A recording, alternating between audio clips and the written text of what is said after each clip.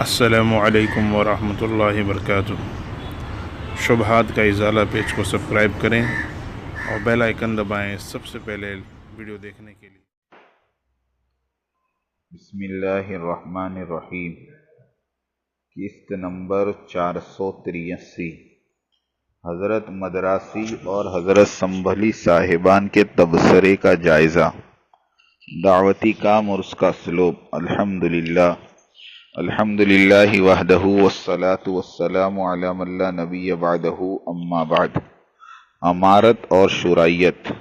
سامعین کرام اور ناظرین عظام، اس مضمون کا غور سے مطالعہ فرمائیں تو حقائق 2 اور 2 4 کی طرح کھل کر سامنے آ جائیں گے۔ جھگڑا اور قضیہ نہ تو مولانا سعد صاحب کا ہے نہ مولانا احمد لاڈ صاحب کا۔ اس کو سمجھنے کے لیے ہم اس مسئلے کو اور آسان تر کر دیتے ہیں۔ اصل چیز 2 باتیں ہیں، دعوتی کام اور دوسرا انتظامی امور۔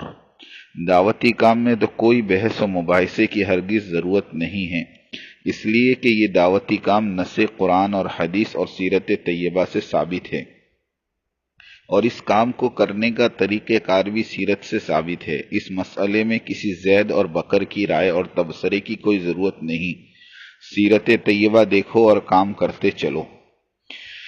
دوسری چیز جو انتظامی امور کہلاتے ہیں، مثلا یہ کام ایک امیر اور اس کی امارت کے تحت کیا جائے یا پھر درجن 2 درجن لوگوں کی بنائی گئی شرعیت کے ساتھ کیا جائے، اس جھگڑے کا ہمیں حل تلاش کرنا ہے۔ صرف دارالعلوم دیوبند کو چھوڑ کر دنیا بھر کے ممتاز مدارس اور مفتیان عظام اور علماء کرام نے امارت کے نظام کو شرعی نظام اور حق کہا ہے، اور شرعیت کے نظام کو صہیونیت اور کمیونزم والا کافرانہ نظام قرار دیا ہے۔ مثلا مدرسے سہارنپور کے مفتی سلمان صاحب مظاہری، مولانا خالد سیف اللہ رحمانی، حضرت مولانا سلیم اللہ خان صاحب صدر وفاق المدارس پاکستان، مفتی نوال الرحمن صاحب مفتاحی، مفتی نعیم صاحب جامع بجنوری ٹاؤن، حضرت مولانا کریم بخش صاحب محتمم جامعہ عمر ابن خطاب ملتان، اس طرح کے سینکڑوں مفتیان کرام کا یہی فتویٰ ہے۔ عرب دنیا کے مشائخ کبار بھی امارت کے قائل ہیں، مگر دارالعلوم دیوبند نے آج تک شرعیت پر زبان نہیں کھولی، حالانکہ دارالعلوم ایشیا کے مسلمانوں کا مائی باپ کا درجہ رکھتا ہے، مگر اتنے سادے سے مسئلے کو بیان کرتے اور لکھتے ہوئے اس کی زبان تھر تھراتی ہے اور ہاتھ کانپ اٹھتے ہیں۔ اب کوئی کیا قیاس کرے کہ اس کے پیچھے کیا کیا راز پنہاں ہیں۔ میں ان دونوں مدراسی اور سنبھلی بزرگوں سے بھی یہی پوچھتا ہوں کہ کوئی اور نہیں تو نہیں، آپ دونوں احبابی فتویٰ دیجئے کہ نظام شرعیت کیا مشروع اور ممدوح نظام ہے۔ اصل بات شرعیت کو باطل قرار دینے کے بجائے امیر دعوت و تبلیغ کی ذات ہی کے پیچھے پڑ گئے۔ اسے فرعونی چال حربہ کہتے ہیں کہ جب فرعون نے حضرت موسیٰ علیہ السلام کی دعوتی مہم کو غلط ثابت نہ کر سکا تو لگ گیا بکواس کرنے اور کہا أَلَمْ نُرَبِّكَ فِينَا وَلِيدًا وَلَبِثْتَ فِينَا مِنْ عُمُرِكَ سِنِينَ وَفَعَلْتَ فَعْلَتَكَ الَّتِي فَعَلْتَ وَأَنْتَ مِنَ الْكَافِرِينَ۔ فرعون نے کہا کیا ہم نے تجھے تیرے بچپن کے زمانے میں اپنے یہاں نہیں پالا تھا اور تو نے اپنی عمر کے بہت سے سال ہم میں نہیں گزارے، اور پھر تو اپنا وہ کام کر گیا جو کر گیا، اور تو ناشکروں میں ہے۔ فرعون نے حضرت موسیٰ علیہ السلام کی دعوت اور مطالبے پر غور کرنے کے بجائے ان کی تحقیر اور تنقیص شروع کر دی۔ تنبیہ: وہی فرعونی کام دارالعلوم والوں نے مولانا سعد صاحب کے ساتھ شروع کیا۔ مطالبہ تو یہ تھا کہ شرعیت نئی پیدا کردہ چیز ہے، اس پر شرعی نقطہ نظر سے غور کریں اور فتویٰ دے، بس اتنی سی بات تھی، مگر اس بات کا بتنگڑ بنا ڈالا، یہاں تک کہ عورتوں کو تاکنا وغیرہ بازاری زبان تک استعمال کر دی۔ ہم ان دونوں بزرگوں سے عینی شاہدین طلب کرتے ہیں کہ وہ لوگ جو مولانا سعد صاحب کو یہ حرکت کرتے ہوئے اپنی آنکھوں سے دیکھی ہو، ہم اس لیے ان دونوں بزرگوں کو شرعی انصاف کے کٹہرے میں لانا چاہتے ہیں، اس لیے کہ جن پر الزام لگایا گیا ہے وہ معمولی ہستی نہیں ہیں، وہ تو 50 کروڑ تبلیغیوں کے مقتدا ہیں۔ ہم ان دونوں بزرگوں کو 2 ہفتے کا وقت دیتے ہیں۔ یہی حال مفتیان دارالعلوم دیوبند کا ہے۔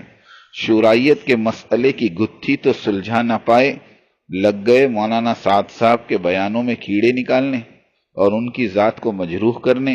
اگر واقعی دارالعلوم والے اپنے کام میں مخلص ہوتے تو 1995 سے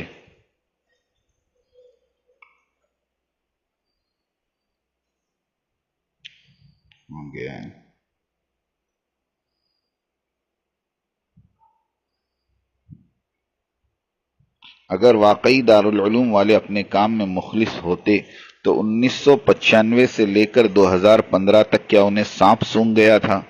20 سال کا عرصہ کوئی معمولی عرصہ نہیں۔ فتویٰ کیوں نہیں دیا گیا مولانا سعد صاحب کی غلط بیانی پر؟ موبائل فون کی خرابی دیکھی تو فوراً طلبہ پر پابندی لگا دی۔ مثل مشہور ہے اپنا روئے تو دل میں درد، پرایا روئے تو سر میں درد۔ جب شورائیت 2015 میں وجود میں آ گئی تو اچانک دارالعلوم دیوبند کے مفتیان کرام نیند سے جاگ اٹھے اور مولانا سعد صاحب پر قد و غن شروع کر دیا، اس لیے کہ شورائیت نے دارالعلوم کے خزانے میں اپنے ہدایے اور تبرعات جو بھر دیے، اور مفتی ابوالقاسم صاحب نے فرمایا ہم نے جو بھی کیا وہ دارالعلوم کے مفاد میں کیا۔ مولانا سعد صاحب معصوم نہیں ہیں، وہ بھی ایک عام انسان ہیں۔ انسان 1000 بار غلطی کرے گا اور معافی مانگے گا، یہی تو اس کی عظیم الشان صفت ہے، فرمان الہی ہے۔ اگر یہ غلطی کر کے معافی مانگنے والا نہ ہوتا تو میں ایک دوسری مخلوق پیدا کرتا جو غلطی بھی کرتی معافی بھی مانگتی۔ صحیح حدیث میں ہے اکڑو مت، یاد رکھو بھول چک انسان کے خمیر میں ہے۔ اصل جھگڑا ہے امارت اور شورائیت کا۔ دنیا بھر کے مسلمان یہ جاننا چاہتے ہیں کہ دارالعلوم دیوبند والے شورائیت کو باطل اور گمراہ کیوں قرار نہیں دیتے؟ اگر گمراہ قرار نہیں دے سکتے تو حق اور درست ہی قرار دے دیجیے۔ دارالعلوم کے مفتیان عظام ہم تمہیں چھوڑیں گے نہیں جب تک کہ اپنے لیٹر پیڈ پر شورائیت کو گمراہ نہ قرار دے دیں اور شورائیت سے برات ظاہر نہ کر دیں۔ بنگلہ دیش شورائیت کے فتنے کی آگ میں جل رہا ہے۔ دارالعلوم کے مفتیان صاحبان کی اسی دوہری پالیسی کی وجہ سے بنگلہ دیش کے امارتی تبلیغ والے سخت ترین حالات سے گزر رہے ہیں۔ انہیں زد و کوب کیا جا رہا ہے، ان کے اجتماعات کے پنڈال جلا دیے جاتے ہیں، اجتماعات کو بنارسی گنڈے لوٹ لیتے ہیں اور باقاعدہ کہتے ہیں کہ یہ ہم جو کچھ کر رہے ہیں مفتی ابوالقاسم صاحب اور مولانا ارشد مدنی صاحب کے فتوے کی وجہ سے کر رہے ہیں۔ گورنمنٹ بنگلہ دیش تماشائی بنی رہتی ہے، اس لیے کہ مفتی ابوالقاسم صاحب کا خط ہوم منسٹری میں موجود ہے کہ دارالعلوم مولانا سعد صاحب کے نظریات سے مطمئن نہیں ہے، اس لیے اپنی قوم کو مولانا سعد صاحب اور ان کے پیروکاروں سے بچا لو۔ مفتی ابوالقاسم صاحب کی دیانت داری کو ہم اسی وقت تسلیم کر لیتے اگر وہ اس طرح کا خط پاکستانی ہوم منسٹری کو لکھتے کہ شورائیت غیر شرعی اور کمیونسٹ نظریات رکھتی ہے، اس لیے مولانا ابراہیم دیولہ اور جناب احمد لاٹ سے مرکز رائے میں شریک ہونے والوں کو بچا لو۔ حضرت مفتی عبدالخالق صاحب مدراسی اور حضرت عبدالخالق سنبھلی مدد اللہما سے استفسارات، کیا مولانا سعد صاحب پر لگایا گیا فتویٰ درست ہے؟ مفتیان صاحبان کا جواب کہ جی وہ فتویٰ نہیں تھا بلکہ نصیحت تھی کہ بیانات کو درست کرو۔ کیا مولانا سعد صاحب نے رجوع کر لیا؟ مفتیان صاحبان کا جواب جی رجوع کیا ہے، اس رجوع کا مطلب یہ ہے کہ مجھ سے غلطی ہوئی ہے، میں آئندہ نہیں کروں گا۔ دارالعلوم والے نے مولانا سعد صاحب کو کلین چٹ کیوں نہیں دے رہے ہیں؟ مفتیان صاحبان کا جواب کہ مولانا سعد صاحب کا اعتبار نہیں، رجوع کے بعد وہ پھر سے بیانوں میں غلطی کر رہے ہیں، نبیوں کی گستاخی، صحابہ کی گستاخی، اپنی گھر والی کو چھوڑ کر پڑوس کی عورتوں کی طرف دیکھنا، کیا یہ ایک مولوی کو زیب دیتا ہے؟ اس لیے ہم انہیں کلین چٹ نہیں دے رہے ہیں اور نہ کبھی دیں گے۔ ہمارا سرٹیفکیٹ لے کر مولانا سعد صاحب پھر سے غلطی کرے تو اس کی کیا گارنٹی ہے؟ شورا والے اسی لیے مولانا سعد صاحب کو چھوڑ کر چلے گئے اور وہ سب حق پر ہیں۔ رہا اجتماع بلند شہر پر لوگوں کی بھیڑ تو 2-4 رنڈیوں کو ناچ گانے کے لیے رکھ دو تو اس سے زیادہ بھیڑ جمع ہو جائے گی۔ یعنی اعظم گڑھ میں شورا والوں کا اجتماع جو ہوا وہ صحیح ہے اور وہ لوگ حق پر ہیں، اور قلیل مجمع ہوا تو کیا ہوا، اللہ کی مدد تھوڑوں اور کمزوروں کے ساتھ ہیں، یہ تھی تقریر اور تبصرہ مفتی عبد الخالق صاحب مدراسی اور مفتیان عبد الخالق صاحب سنبھلی کا۔ تبصرے پر تبصرہ اور جائزہ۔ تبصرہ نمبر 1۔ قارئین اور ناظرین کرام، پہلی بات تو یہ ہے کہ یہ دونوں بزرگ منہج دارالعلوم کے سراسر خلاف بیان دے رہے ہیں، اس لیے کہ مفتی ابوالقاسم صاحب اور مولانا ارشد مدنی صاحب نے کئی مرتبہ اس بات کی وضاحت فرمائی کہ دارالعلوم امارت اور شورائیت یعنی دونوں سے لا تعلقی کا اعلان کرتا ہے اور غیر جانبدار ہیں، لیکن تقریر میں مدراسی اور سنبھلی دونوں بزرگوں نے کھل کر امارت کی مخالفت کی اور شورائیت کی موافقت کی، یعنی شورائیت والا اجتماع اعظم گڑھ حق ہے، درست ہے، چاہے وہ قلیل تعداد والوں پر مشتمل ہو اور کمزوروں اور تھوڑوں کے ساتھ اللہ کی مدد ہے، اور امارت والا اجتماع یعنی بلند شہر کے جس کا مجمع کثرت پر مبنی ہے، یہ بھی فرمایا کہ یہ مجمع تو ناچنے والی رنڈیوں کے مجمع کے مانند ہے اور حق پر نہیں، اس لیے کہ ناچنے والیاں تو کبھی حق پر نہیں ہوئی۔ اس تبصرے کو سراسر دھاندلی اور تفرقے کے سوا اور کیا کہا جا سکتا ہے؟ دارالعلوم تو غیر جانبداری کا راگ الاپے، اور یہ دونوں بزرگ دارالعلوم کے نہج کی دھجیاں بکھیر کر اس کے دستور کو ردی کی ٹوکری میں ڈال دے۔ الامان والحفیظ۔ عوام یہ بھی جان لے کہ مدراسی بزرگ نائب محتمم دارالعلوم دیوبند ہے اور سنبھلی بزرگ صدر نظام تعلیمات دارالعلوم ہے، اور یہ دونوں رئیس المفتی مفتی ابوالقاسم صاحب کے بیان کردہ دستور یعنی دارالعلوم غیر جانبدار ہے کہ سراسر خلاف ہیں، یعنی ان حضرات کی آپس میں ہی خلش ہے، ایک دوسرے کے منہج کے خلاف بیان دیتے رہتے ہیں۔ اب آپ ہی بتائیں کہ دارالعلوم کی نامور ہستیوں کا آپس میں یہ سلوک ہے تو پھر اس سے نچلے طبقے کے لوگوں کا کیا عالم ہوگا؟ بنگلور کے فاروق بھائی کا ایمان خطرے میں، وہ فوراً توبہ کرے۔ ایک بیان میں کسی نے کہا کہ اورنگ آباد کے اجتماع میں کثیر تعداد میں لوگ شریک ہوئے، تو اس کا جواب دیتے ہوئے بول رہے ہیں کہ مجمع کی کوئی حیثیت نہیں، مندر کاشی میں اس سے بڑا مجمع ہوتا ہے۔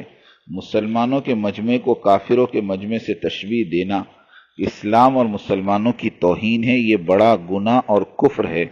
صحیح حدیث میں ہے جس نے مسلمان کو کافر کہا یقیناً کہنے والا کافر ہو گیا۔ یہاں تو ایک دو نہیں بلکہ لاکھوں مسلمانوں کو مندر کے غیر مسلم پوجا پاٹ کرنے والے مشرکوں سے تشبیہ دی، العیاذ باللہ۔ اسی طرح مولانا عبدالحق سنبھلی صاحب سے کسی نے اجتماع بلند شہر کا تذکرہ کیا اور کہا کہ وہاں بڑا مجمع لگنے والا ہے، تو سنبھلی صاحب نے فرمایا کہ کوٹھے کی رنڈیوں کے پاس اس سے زیادہ مجمع ہوتا ہے۔ مخالفت میں بھی حدود اسلام پار نہ کرو۔ اسی طرح سے غیبت، بہتان، حسد وغیرہ کسی حال میں جائز نہیں ہے، ان سے بچیں، توبہ کریں۔ مفت میں کیوں اپنا ایمان برباد کرنے پر تلے ہوئے ہو؟ دشمنی جم کر کرو، لیکن یہ گنجائش رہے جب کبھی ہم ایک ہو جائیں تو شرمندہ نہ ہو۔ اگر بزرگوں کا بیان اور تبصرہ نقلی اور جعلی ہے تو انہیں چاہیے کہ اس بیان اور تبصرے کی تردید کرے۔ اللہ ہمیں حق بولنے کی توفیق عطا فرمائے۔ وآخر دعوانا ان الحمد للہ رب العالمین۔